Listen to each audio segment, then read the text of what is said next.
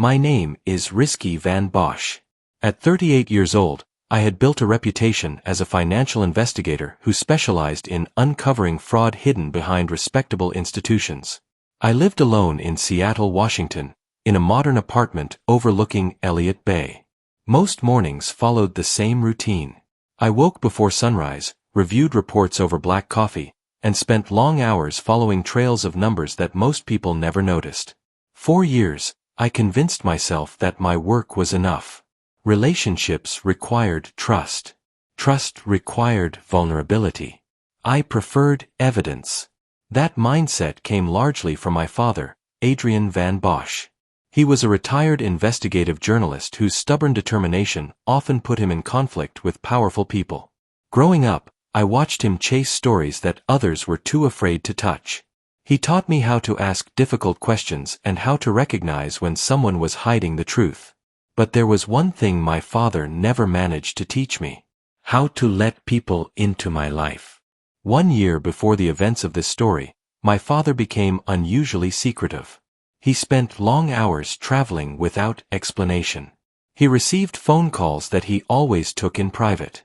Whenever I asked what he was working on, he dismissed the question with a smile. Not yet, Risky. Those words became his favorite answer. Not yet. Then, without warning, he died. The official cause was a sudden heart condition. The funeral took place on a cold gray morning outside Seattle. Friends, former colleagues, and distant relatives gathered to pay their respects. Everyone spoke about the stories he had exposed and the lives he had changed. Yet even while standing beside his grave, I couldn't shake the feeling that something remained unfinished. I was right. Because 3 days after we buried my father, a stranger appeared carrying a secret that would completely change my life. Her name was Eloane Morel Voss. At that moment, I had no idea who she was. I had no idea she knew my father. And I certainly had no idea that her arrival would drag me into a conspiracy stretching across multiple cities, involving powerful people willing to destroy lives to protect themselves. Looking back now, everything began with a single sentence whispered beside a grave. A sentence so strange that I almost walked away. A sentence that would eventually prove my father had been preparing me for something far bigger than I ever imagined. 3 days after my father's funeral, I returned to the cemetery alone. The weather had changed since the burial. The rain had stopped, but the air remained cold enough to make every breath visible. Clouds drifted slowly across the morning sky as I walked between rows of gravestones carrying a small bouquet of white lilies. I wasn't a man who visited cemeteries often. In fact, I generally avoided them. But grief has a way of creating habits you never expected. I stopped in front of my father's grave and stood silently. The soil was still fresh. The flowers left by relatives had already begun to wilt. For several minutes, I said nothing. I simply stared at the engraved letters bearing his name. Adrian Van Bosch.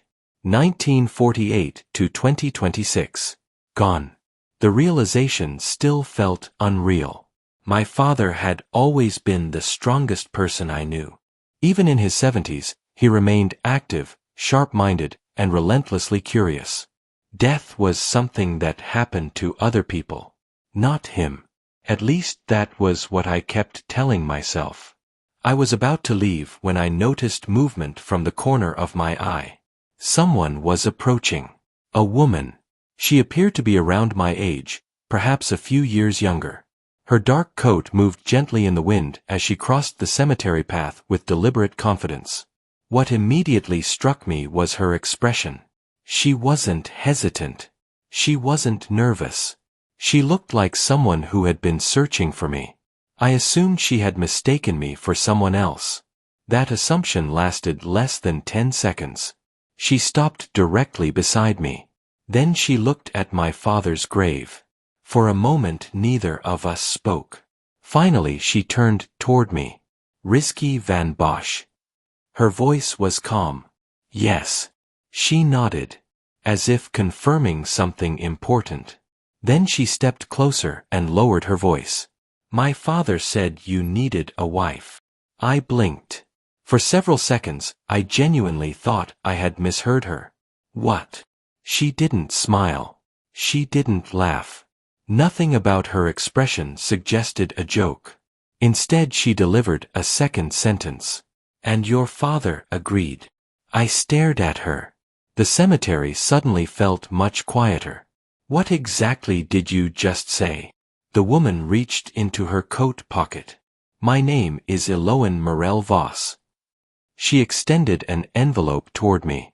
The moment I saw the handwriting on the front, my pulse quickened. It belonged to my father. There was no possibility of mistake. I had seen that handwriting my entire life. The envelope contained only my name. Nothing else. I accepted it slowly. Where did you get this? He gave it to me. When? 8 months ago. I looked at her carefully. Every answer she gave only created more questions. My father had never mentioned an Eloan Voss. Not once. Yet here she stood holding evidence that she knew him. I opened the envelope. Inside was a folded piece of paper. The message contained only 2 short lines. If Eloan finds you after I'm gone, listen carefully. She knows something I could never prove. I read the note twice. Then a third time. The handwriting was unmistakably genuine. The wording sounded exactly like my father. Short. Direct. Purposeful. I looked up. What does this mean? Eloan glanced around the cemetery before answering. It means your father was investigating someone. I felt my stomach tighten. He investigated people all the time. This was different. How? Because the investigation got people killed. The words landed heavily. For several moments neither of us spoke. A distant breeze rustled through nearby trees. The cemetery remained empty except for us. Finally, I broke the silence. Start talking. Eloan looked toward my father's grave. Then she surprised me again. My father worked with yours. That statement instantly caught my attention. What was his name? Dominic Voss. I searched my memory. Nothing. The name meant nothing to me. She seemed to notice my confusion. They kept the partnership secret. Why? Because they believed someone was watching them. The situation was becoming increasingly absurd. A stranger appears at a cemetery. She knows my father. She carries a letter written before his death. Now she's talking about secret investigations and surveillance. Under normal circumstances, I would have walked away immediately. But the note changed everything. My father had expected this meeting. That fact alone forced me to listen. What exactly were they investigating? I asked. Eloan hesitated. For the first time since approaching me, uncertainty appeared in her expression. Then she reached into her bag. She removed a photograph. The image looked several years old. 3 people stood together outside a conference building. The first was my father. The second was a man I assumed was Dominic Voss. The third person stood slightly behind them. A woman. Elegant. Confident. Immediately recognizable. My heart skipped a beat. I knew exactly who she was. Millions of people did. Her face appeared regularly on television, magazine covers, and charity campaigns across the country. Callista Veyron Ashcroft. Founder of one of the largest charitable organizations in America. A woman celebrated as a humanitarian. A woman admired by politicians, journalists, and business leaders. I looked from the photograph to Eloan. Why are you showing me this? Her answer came quietly. Because everything started with her. I studied the photograph again. My father's expression looked different. Not relaxed. Not friendly. Focused. Almost suspicious. The kind of look he wore when investigating someone. An uncomfortable realization began forming in my mind. What are you saying? Eloan met my eyes. I'm saying your father spent years trying to prove something about Callista Ashcroft. The cemetery suddenly felt colder. And Eloan took a slow breath. And I think someone made sure he never finished. For the first time since my father's death, a possibility entered my mind that I had never seriously considered. Maybe his death wasn't the end of a story. Maybe it was part of one.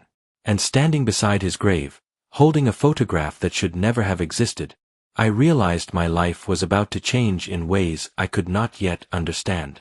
3 days after my meeting with Eloan at the cemetery, I still couldn't decide whether I was chasing a real lead or walking into a carefully constructed illusion. The photograph remained on my desk. Every time I looked at it, the same question returned. Why would my father secretly investigate Callista Veyron Ashcroft? The woman had spent nearly 2 decades building one of the most respected charitable organizations in North America. Her foundation funded shelters, rehabilitation programs, education initiatives, and disaster relief projects. Publicly, she was untouchable. Privately, according to Eloan, she was the center of an investigation that had consumed both our fathers. I needed evidence. Not theories. Not suspicions.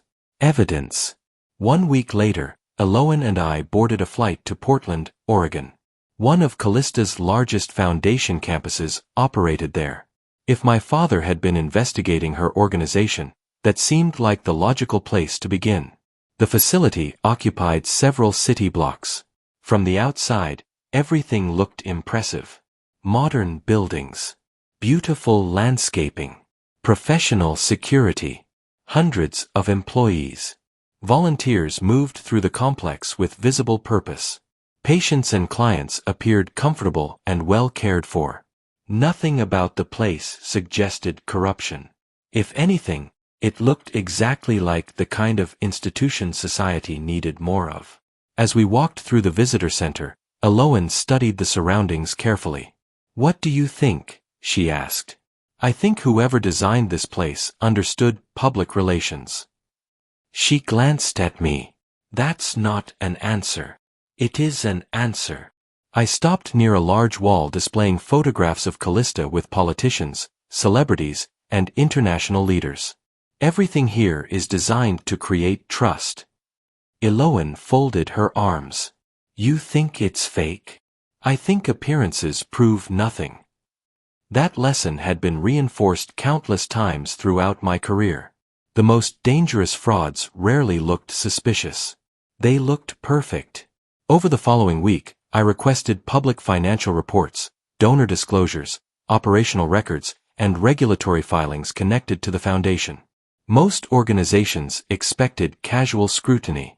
Very few expected someone to examine every number line by line. The deeper I looked, the more unusual things became. Not because I found obvious fraud. Because I didn't. Everything balanced. Everything matched. Everything aligned. The records were cleaner than anything I had ever seen. Too clean. That bothered me. Real organizations make mistakes. Real organizations leave imperfections. Human beings create inconsistencies. Yet Callista's foundation appeared mathematically flawless. Late one evening, I sat inside our hotel room reviewing transaction histories while rain struck the window. Eloan entered carrying coffee. "You've been staring at those spreadsheets for 6 hours." I accepted the cup. 7. Find anything? Maybe. That immediately got her attention. I rotated my laptop toward her. "Look here." She studied the screen. At first glance, the numbers appeared ordinary. Then I highlighted several transactions. Funds moved from one foundation subsidiary to another. Then into consulting firms. Then into non-profit partnerships. Then into administrative accounts. Eventually the money returned to foundation-controlled entities. The path repeated dozens of times. Sometimes hundreds. Eloan frowned. "What am I looking at?" "A loop. A loop. Money leaving and returning repeatedly." "Why would anyone do that?" I leaned back. to make tracking difficult. The pattern wasn't illegal by itself.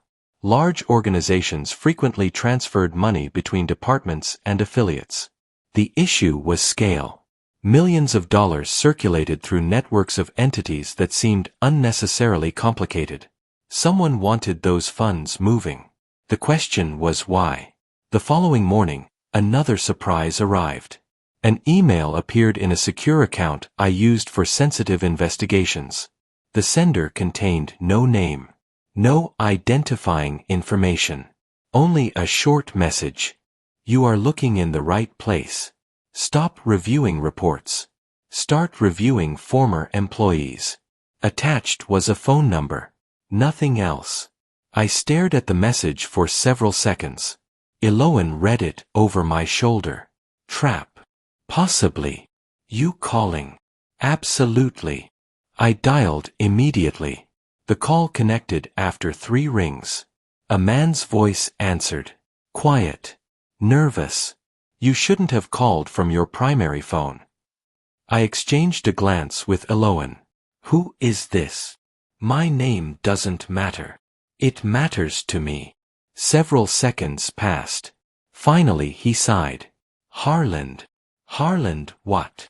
Another pause. Harland Quince Mercer. I wrote the name down. You worked for the foundation? Years ago. Doing what? Accounting. That got my full attention. Accountants saw everything. Or at least they saw enough. What do you know? His breathing became audible, as though simply speaking carried risk. I know your father asked the same questions. The room suddenly felt smaller. You knew my father? Briefly. What happened? A long silence followed. Then came the answer. He got too close. My grip tightened around the phone. Too close to what? Before he could answer, another sound emerged through the receiver. A door opening. Rapid footsteps. Harland cursed under his breath. Then his voice dropped. They found me. What? I shouldn't have called. Harland. The line disconnected. I immediately called back. No answer. Again. No answer. Again. Straight to voicemail. Eloan stared at me. That didn't sound good. No. Can we track him? I'll try. The next 48 hours disappeared into phone records, public databases, employment histories, and property searches. Eventually, I located an address connected to Harland in a residential district outside Portland. By the time we arrived, emergency vehicles filled the street. Fire trucks. Police cruisers. Paramedics. My stomach sank. Smoke drifted from the upper floor of a small apartment building. A crowd gathered behind police barriers. I approached an officer. What happened? Apartment fire. Anyone hurt? The officer consulted a notebook. 1 resident missing. My pulse accelerated. What apartment? He pointed. 3rd floor. Unit 312. Exactly where Harland lived. Eloan looked at me. Neither of us spoke. We didn't need to. We were thinking the same thing. Several hours later, authorities announced a preliminary conclusion. Electrical malfunction. Accidental fire. Case closed. Most people accepted that explanation. I didn't. Because after the investigators left, I returned to the building. Carefully. Quietly. Alone. The damage was extensive. Most evidence had been destroyed. Most. Not all. Inside the remains of Harland's apartment, I noticed something strange. The front door showed signs of forced entry. Fresh damage. Recent damage. Damage that existed before the fire. Someone had entered that apartment. Someone who hadn't used a key. I photographed everything. Then I noticed something else. A section of flooring near a burned desk. Beneath the debris lay fragments of shredded paper. Not consumed by flames. Destroyed manually. Deliberately. Someone had searched this apartment. Someone had removed information. And then, conveniently, a fire occurred. As I stood among the wreckage, one realization became impossible to ignore. The anonymous warning. The nervous phone call. The sudden fire. None of it felt random. For the first time since beginning the investigation, I stopped wondering whether a conspiracy existed. The evidence wasn't complete. The truth remained hidden. But one fact was becoming increasingly clear. Someone was watching the same trail we were. And they were willing to erase witnesses before those witnesses could talk. What I didn't know yet was that Harland Mercer was still alive. And when he finally reappeared, the secrets he carried would completely change the direction of our investigation. For nearly 2 months after the fire, Harland Mercer disappeared. No calls. No emails. No messages. Nothing. It was as if he had vanished from the world. Meanwhile, Eloan and I continued investigating Callista Ashcroft's foundation from every possible angle. The more information we collected, the more convinced we became that Callista herself was the architect behind whatever corruption our fathers had been chasing. Every clue seemed to point toward her. Every suspicious financial trail led back to her organization. Every witness appeared terrified of her influence. The conclusion felt obvious. And that was exactly why it turned out to be wrong. By late autumn, I had converted one room of my Seattle apartment into a temporary evidence center. Boxes lined the walls. Documents covered every available surface. Maps, financial records, transaction histories, internal reports, and interview transcripts surrounded me from every direction. One rainy evening, Eloan arrived carrying takeout containers and a stack of printed records. She stopped near the evidence board. "You haven't slept much." "I slept." She raised an eyebrow. "When?" I pointed vaguely toward the couch. "At some point." She laughed softly. "Very convincing." I ignored the comment and returned to a spreadsheet projected across my monitor. The numbers still bothered me. Not because they showed theft. Because they didn't. Millions of dollars moved through the Foundation's network every year. Yet despite months of investigation, we still hadn't identified a clear destination for the supposedly stolen money. That made no sense. Fraud usually had a purpose. People stole money because they wanted to spend it. Luxury homes. Private jets. Offshore accounts. Something. But every financial trail we uncovered seemed to disappear before reaching a final beneficiary. "Maybe we're missing something," Eloan said. "We're definitely missing something." She placed several folders onto my desk. "What if the money isn't being stolen?" I looked up. "What do you mean?" "What if the money is being used for something?" I considered the possibility. Honestly, I should have considered it sooner. My experience had trained me to follow financial motives. But perhaps I had become too focused on the assumption of theft. If the money wasn't enriching anyone, then another explanation had to exist. Before I could respond, my secure laptop emitted a notification. An encrypted message had arrived. My attention immediately sharpened. Only a handful of people possessed access to that communication channel. Most of them worked in sensitive investigative fields. I opened the message. A single sentence appeared.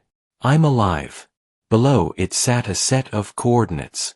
Nothing else. No signature. No explanation. But I already knew who sent it. Harland Mercer. 2 days later, Eloan and I crossed the Canadian border and traveled toward a remote property outside Vancouver. The coordinates led us to an isolated cabin surrounded by dense forest. No neighboring houses. No nearby roads. No obvious signs of habitation. At first glance the place looked abandoned. Then the front door opened. Harland stepped outside. He looked older than I remembered. Thinner. Exhausted. A man who had spent months looking over his shoulder. For several seconds nobody spoke. Then Harland nodded. "You came." I folded my arms. You disappeared. I had reasons. You could have told us you were alive. His expression darkened. No, I couldn't. He led us inside. The cabin contained little more than a table, several chairs, and multiple locked storage containers. Minimalist. Temporary. A place chosen for survival rather than comfort. Harland sat down heavily. They searched my apartment. We figured that out.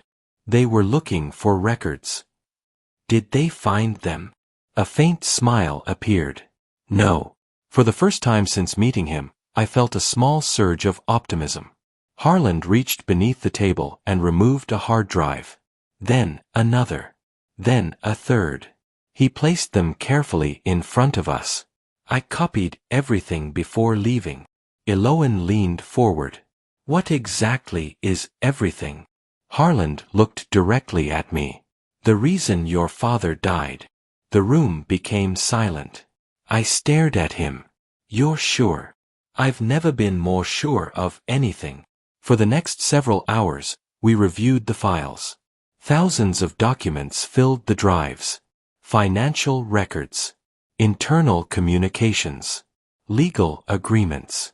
Medical evaluations. Confidential reports. At first, the material seemed unrelated. The documents came from different departments and different years. Different locations. Different personnel. No obvious connection existed. Then patterns began emerging. The same names appeared repeatedly. The same facilities surfaced again and again. The same legal language appeared across dozens of agreements. I opened another folder. Then another. And another. The deeper I went, the more unsettled I became. Something was terribly wrong. But not in the way I expected. The money wasn't disappearing into luxury purchases. It wasn't funding personal wealth. It wasn't being stolen. The funds were paying settlements. Massive settlements. Confidential settlements. Settlement after settlement after settlement. Some reached hundreds of thousands of dollars. Others exceeded several million. Every agreement included strict confidentiality clauses. Every recipient agreed to remain silent. Every case ended outside public view. I turned toward Harland. What are these people being paid for? His answer came quietly. Keep reading. I opened another file. Then another. This time the contents weren't financial. Medical records. Psychological assessments. Incident reports. Patient complaints. Internal investigations. Suddenly the puzzle pieces began fitting together. And I wished they hadn't. Callista's foundation operated several rehabilitation programs across multiple states. Officially, those programs helped vulnerable individuals rebuild their lives. The public loved them.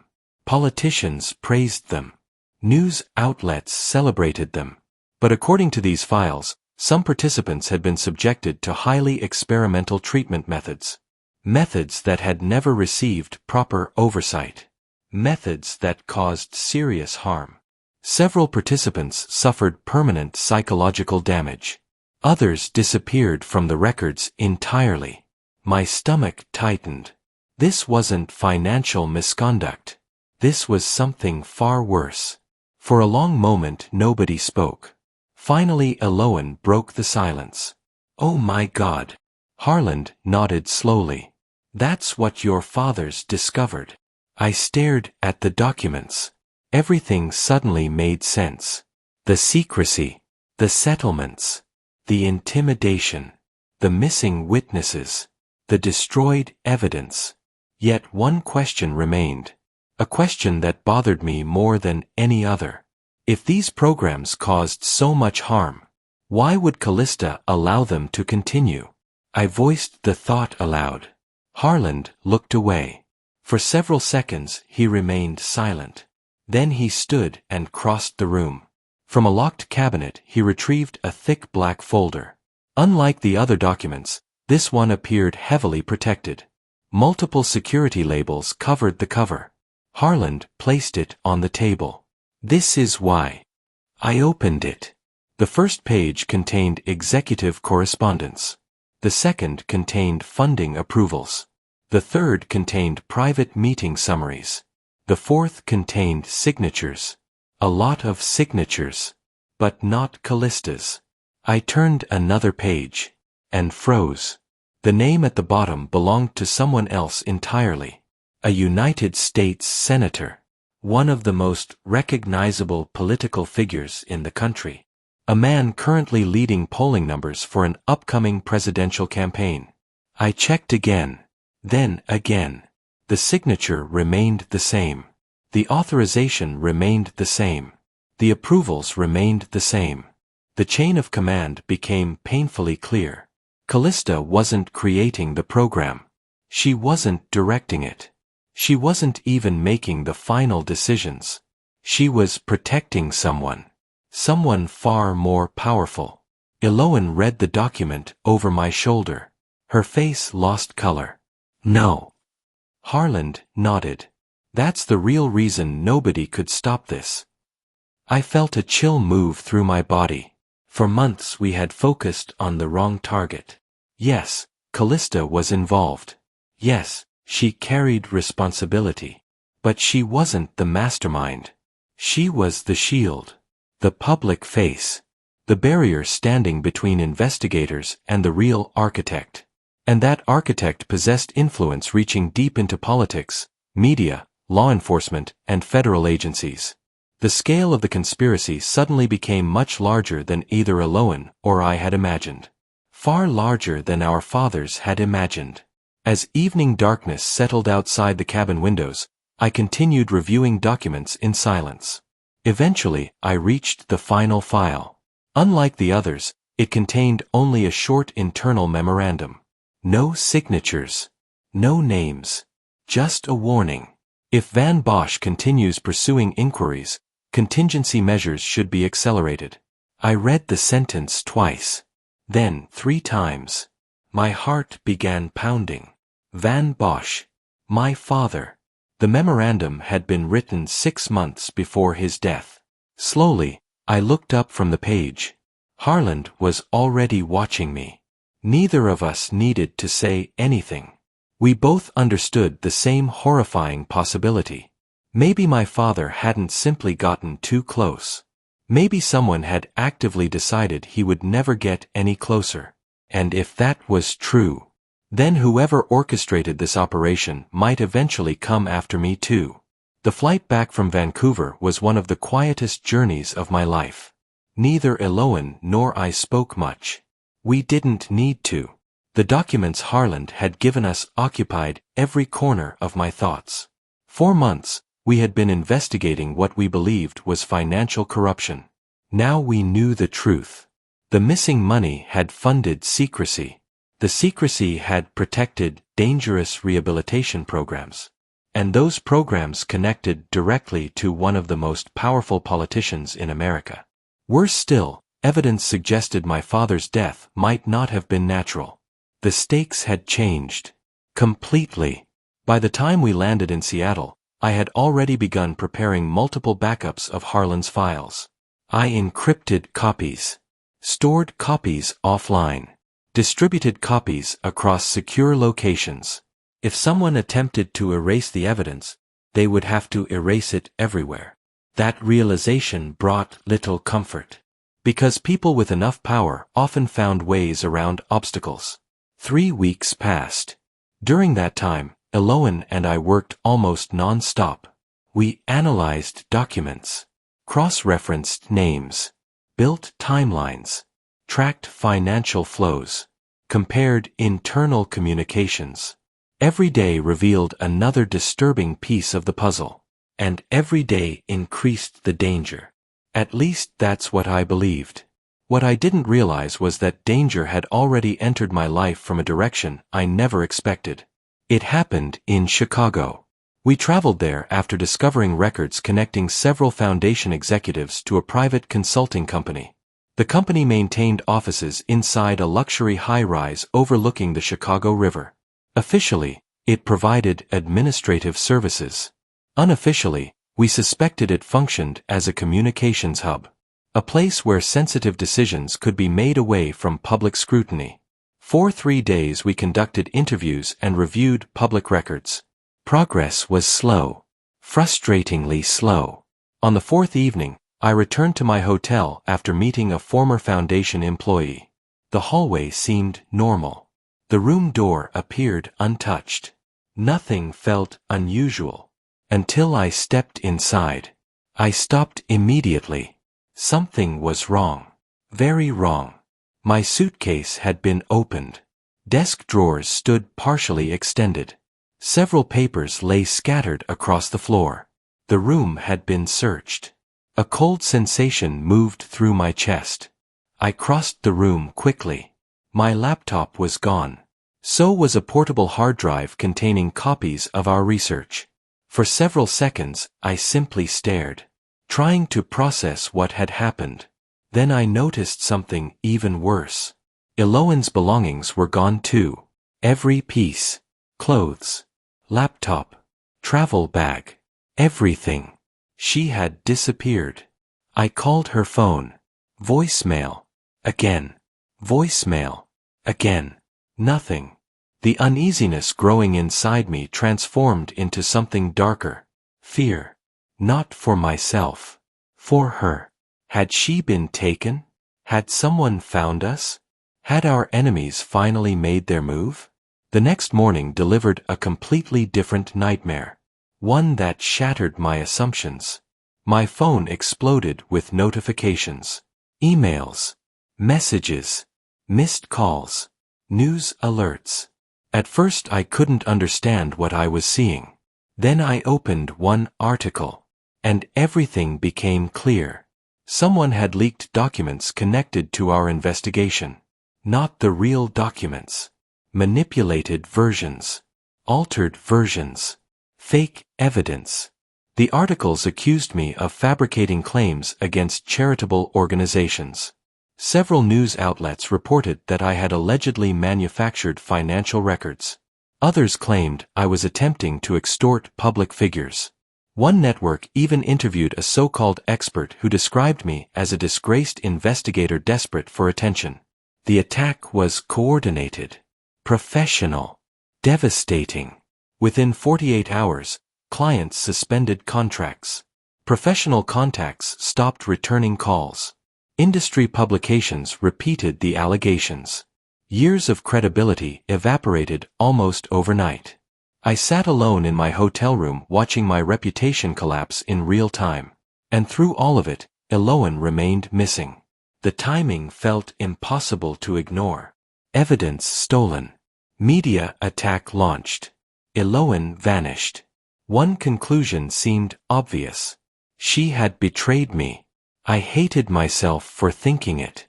But the possibility refused to disappear. Only a handful of people knew where the evidence was stored. Only a handful possessed access. Only a handful understood the full investigation. The list was incredibly short. And her name sat near the top. For nearly 3 weeks, I lived with that belief. 3 miserable weeks. 3 weeks spent fighting public accusations while simultaneously questioning everything I thought I knew. Then a package arrived. No return address. No identifying marks. Just a plain shipping box delivered to a rented mailbox I occasionally used for sensitive correspondence. The moment I saw it, instinct told me to be careful. I carried the package home. Scanned it. Inspected it. Opened it. Inside sat a flash drive. Nothing else. At least initially. When I turned the box upside down, a folded piece of paper slipped onto the table. My pulse quickened. I unfolded it. The handwriting belonged to Eloan. Risky. I had to disappear. They were watching us. Trust the drive. That was all. No explanation. No apology. No details. Just 6 words. Trust the drive. For several minutes, I stared at the note. Part of me wanted to believe her. Another part remained skeptical. Then I inserted the flash drive into an isolated computer. The contents loaded immediately. Video files. Hundreds of them. Audio recordings. Photographs. Internal schedules. Meeting records. My confusion deepened. I opened the first video. The footage showed a private conference room. Several executives entered. Then another familiar face appeared. Callista Ashcroft. I leaned closer to the screen. The recording quality was excellent. The audio was clear. This wasn't accidental footage. Someone had intentionally recorded these meetings. Someone who had access. Someone inside. I opened another file. Then another. The pattern continued. Private discussions. Confidential planning sessions. Damage control strategies. Legal containment efforts. Witness intimidation tactics. Every recording exposed another layer of the operation. Slowly, a realization formed. Eloan hadn't betrayed me. She had infiltrated them. Somehow she had embedded herself within Callista's inner circle. While I was defending myself against public attacks, she had been gathering evidence from inside the enemy's camp. The scale of the risk became obvious. If discovered, she could have disappeared permanently. Suddenly her disappearance made sense. She hadn't run away. She had gone undercover. For the next 2 days I reviewed every file. The evidence was extraordinary. Potentially devastating. Then I opened a recording dated 6 months before my father's death. The room contained several people. Most remained unfamiliar. One voice did not. Callista. The conversation initially focused on investigations, media exposure, public relations concerns. Then one participant asked a question. What about Van Bosch? The room fell silent. Another voice responded. He keeps pushing. Someone laughed softly. Not because the situation was funny. Because they believed they were untouchable. Then came the sentence that made my blood run cold. We already handled the first problem. The first problem. I replayed the recording. Again. And again. Trying to convince myself I had misunderstood. But the words remained the same. We already handled the first problem. My father had been investigating them. My father had died shortly afterward. The implication was impossible to ignore. I continued listening. A few minutes later another participant spoke. What about the sun? The room became quiet once more. Then a voice answered. Not yet. I froze. The sun. Me. There was no doubt. No ambiguity. No alternate interpretation. They were discussing me. The recording ended shortly afterward. For several minutes I sat motionless in my chair. The apartment felt strangely silent. Outside, Seattle traffic continued as usual. People walked sidewalks. Cars moved through intersections. Life carried on. Yet everything had changed. Because the evidence no longer suggested a conspiracy. It confirmed one. Someone had targeted my father. Someone had monitored me. Someone had launched a campaign to destroy my reputation. And somewhere out there, Eloan was risking her life gathering proof. For the first time since this nightmare began, I understood exactly what we were facing. Not corruption. Not fraud. Not a simple cover-up. We were facing people willing to ruin lives, erase witnesses, and potentially eliminate anyone who threatened their secrets. And the most dangerous part was this. They still didn't realize Eloan had captured enough evidence to bring the entire operation crashing down. For the first time in months, I felt something stronger than fear. Hope. Not because our enemies had become weaker. Not because the danger had disappeared. But because Eloan's recordings had finally given us something we had lacked from the beginning. Proof. Real proof. The kind that couldn't be dismissed as speculation. The kind that couldn't easily be buried. The kind that powerful people feared most. The challenge now wasn't finding the truth. The challenge was releasing it before someone stopped us. 3 days after reviewing the recordings, I received a secure message from an unknown sender. The message contained only a location and a time. No name. No explanation. Ordinarily, I would have ignored it. But attached to the message was a photograph. Eloan. Alive. The image had clearly been taken recently. That was enough. The following evening, I drove to an abandoned warehouse district near Tacoma. The location felt intentionally chosen. Remote. Quiet. Difficult to monitor. I entered cautiously. The building appeared empty, at least until a familiar voice emerged from the shadows. "You look terrible." I turned. Eloan stepped into the light. For a second, I simply stared. Relief hit me harder than expected. She looked exhausted. Her hair was shorter than before. She wore different clothing. Even her posture had changed. Everything about her suggested someone who had spent weeks pretending to be somebody else. Without thinking, I crossed the room and hugged her. She laughed softly. "I was gone 3 weeks, not 3 years. You could have warned me." "I couldn't." I stepped back.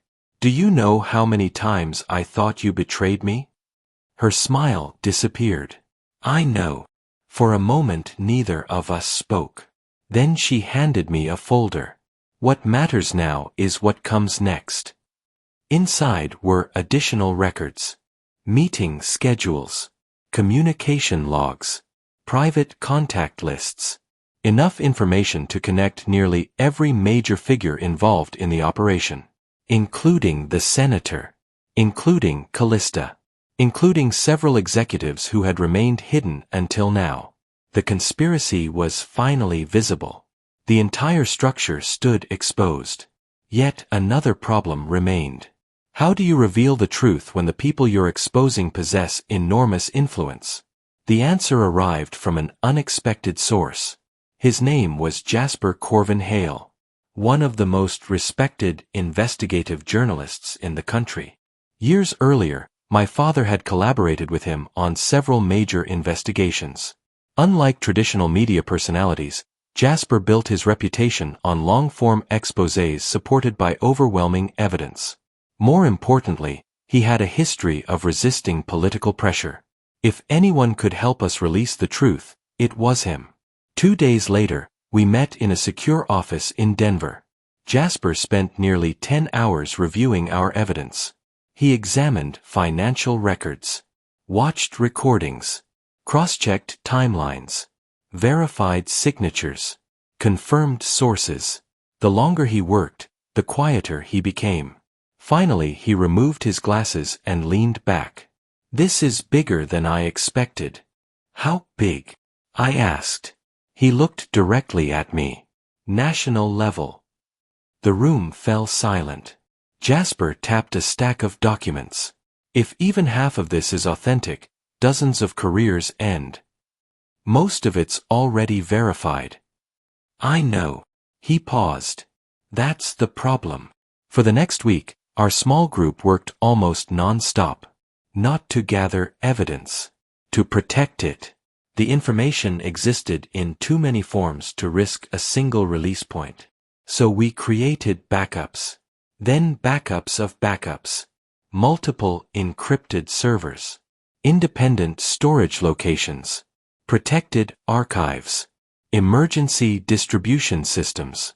If one failed, another remained. If another failed, 5 more survived. The strategy was simple. Make suppression impossible. One night, while reviewing final preparations, Jasper entered the room carrying a tablet. "You should see this." He handed it to me. The screen displayed a news report. A spokesperson for the senator's office had publicly dismissed recent allegations as conspiracy theories. Another report described me as a disgraced investigator. Another accused unnamed sources of attempting political sabotage. The counterattack had already begun. They knew pressure was building. They just didn't know how much evidence existed. Jasper smiled slightly. Good. I looked at him. Good. They're nervous. The following Friday became one of the most important days of my life. At precisely 7 p.m. Eastern Time, the release operation began. Not a press conference. Not an interview. Not a single article. A complete data publication. Every verified document. Every financial record. Every recording. Every witness statement. Every settlement agreement. Everything. Thousands of files became publicly accessible simultaneously. Media organizations received advance access.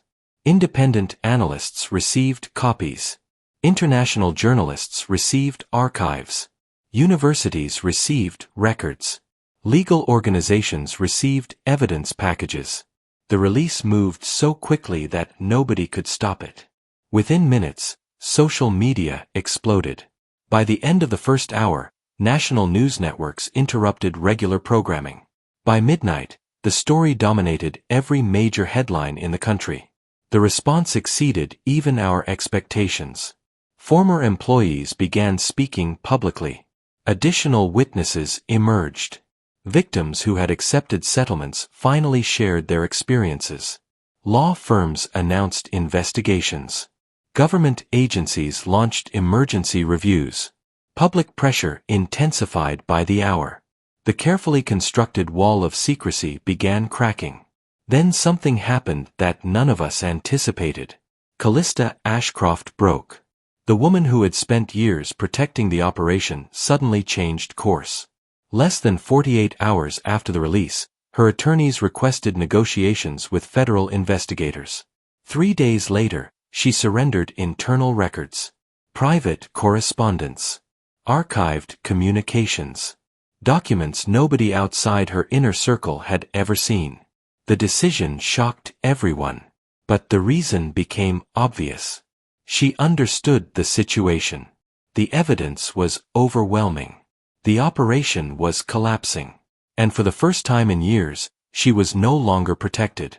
By cooperating, she hoped to save herself. Ironically, the woman who had helped conceal the truth ultimately accelerated its exposure. Each new document strengthened the case. Each new witness added credibility. Each new revelation increased public outrage. The senator's office continued issuing denials. Those denials grew less convincing every day. Then federal authorities executed multiple search warrants. Television helicopters captured footage live. News crews camped outside offices and private residences. Investigators seized records, computers, communication devices, financial archives. The story transformed from allegation to crisis. One evening, while watching another breaking news report, Eloan sat beside me on the apartment balcony. Seattle's skyline glowed in the distance. For the first time in months, neither of us were running. Neither of us were hiding. Neither of us were chasing clues. We simply watched events unfold. "It's working," she said quietly. I nodded. "It is. Your father would have been proud." For a moment, I didn't answer. Then I looked toward the city lights. Maybe she was right. Maybe he would have been proud. But another thought lingered in my mind. This wasn't over yet. The conspiracy was collapsing. The truth was spreading. The public finally knew what had happened. Yet one final question remained unanswered. The most personal question of all. Did my father know he was being targeted before he died? Because hidden among the newly released records was a sealed archive we had not yet opened. An archive labeled with a date. A date only 1 week before his death. And deep down, I already suspected that whatever waited inside would change everything once again. The sealed archive sat on my desk for almost 3 days before I opened it. Not because I lacked curiosity. Because I feared what I might find. 4 months, every answer had created new questions. Every revelation had uncovered another secret. Every step toward the truth had carried a cost. Now only one major mystery remained. My father. The archive contained files dated exactly 7 days before his death. If anyone knew what had really happened during his final days, the answer would be inside. Late on a quiet Sunday evening, I finally opened the folder. Eloan sat across from me. Neither of us spoke. The first documents contained investigative notes. Nothing unusual. Names, dates, financial references, meeting summaries. Then I reached a file labeled private. My pulse quickened. I opened it. Inside was a video recording. The timestamp confirmed it had been created 6 days before my father's death. I pressed play. The screen flickered. Then my father appeared. For a moment, I couldn't breathe. It was the first time I had seen him moving and speaking since before the funeral. He looked tired, older than I remembered, but his eyes remained sharp, focused, determined. He stared directly into the camera. If you're watching this, Risky, then either I succeeded or I failed. I leaned forward. Every word suddenly mattered. I don't know which outcome brought you here. He paused. But I suspect I know why you're watching. My father glanced downward briefly before continuing. The people we're investigating are dangerous. Not were. Are. Even in the recording, he sounded convinced the threat remained active. If events unfold the way I fear, there is a possibility I won't be able to finish what Dominic and I started. Eloan lowered her eyes at the mention of her father. My father continued. I've spent years gathering evidence. He gave a faint smile. But evidence alone isn't enough. The statement immediately reminded me of something he often told me when I was younger. Facts mattered. But people mattered too. At the time, I never fully understood what he meant. Now I did. The video continued. If you're watching this, then you probably discovered that I kept certain things from you. I laughed softly despite myself. That was an understatement. He had hidden an entire investigation, a secret partnership, an enormous conspiracy, and apparently a backup plan. Then his expression softened. Something changed. For the first time, he wasn't speaking like an investigator. He was speaking like a father. Risky, there is one mistake I've made repeatedly throughout my life. I felt my throat tighten. I tried to carry everything alone. The room remained completely silent. I convinced myself that responsibility meant isolation. He shook his head. I was wrong. Beside me, Eloan listened without moving. My father looked directly into the camera again. If Dominic's daughter found you, then it means she survived long enough to deliver this message. A small smile appeared. And if she's still standing beside you now, don't make the same mistake I did. I glanced toward Eloan. She was already looking at me. Neither of us looked away. Then came the sentence that changed everything. Years ago, Dominic told me something I never forgot. My father laughed quietly. It annoyed me at the time. He leaned back. He said, "Your son needs a wife." Eloan immediately covered her face. I couldn't help smiling. Even now, somehow, our fathers were interfering in our lives. My father's smile widened. I told him that was ridiculous. Another pause. Then he added something. The room suddenly felt very small. He said your problem wasn't loneliness. My father pointed toward the camera. Your problem was trust. The words landed harder than I expected. Because they were true. Painfully true. For years I had kept everyone at a distance. Friends, colleagues, family, even people who cared about me. Trust always felt dangerous. Safer to remain alone. Safer to rely only on myself. That belief had nearly destroyed me. Without Eloan, I never would have uncovered the truth. Without Harland, the evidence would have disappeared. Without Jasper, the story might never have reached the public. Everything my father was trying to say suddenly became clear. He wasn't talking about marriage. He was talking about connection, partnership, trust. The things he wished he had learned sooner. The recording neared its end. If the truth survived, then you already know what happened. His expression became serious one final time. I don't regret the investigation. Another pause. I only regret the time it took me to understand that some battles aren't meant to be fought alone. The screen faded to black. The video ended. For several minutes neither Eloan nor I spoke. The apartment felt unusually quiet. Outside, Seattle's evening traffic moved through the streets below. Life continued as normal. Yet for me, everything felt different. The investigation was over. The conspiracy had collapsed. Federal prosecutions were advancing rapidly. Victims were finally receiving justice. And after months of chasing answers, I had finally heard my father's final message. Not as an investigator, as a son.